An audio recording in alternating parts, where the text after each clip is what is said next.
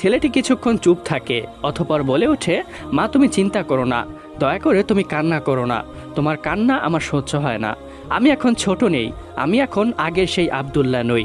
আমি যথেষ্ট বড় হয়েছি, আমি এখন কাজ করে খেতে পারবো।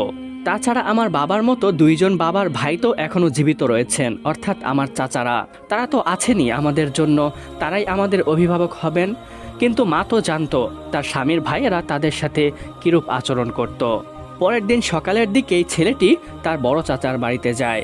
আব্দুল্লাহ তার চাচার কাছে গিয়ে কাকতির স্বরে তার কাছে বলতে থাকে, হে চাচা যান, আপনি তো শুনেছেন আপনার মেজো ভাই অর্থাৎ আমার বাবা গতকালকে মারা গিয়েছেন। তিনি ইহকাল ত্যাগ করেছেন। এখন আপনি হচ্ছেন আমার একমাত্র অভিভাবক এবং একমাত্র ভরসা।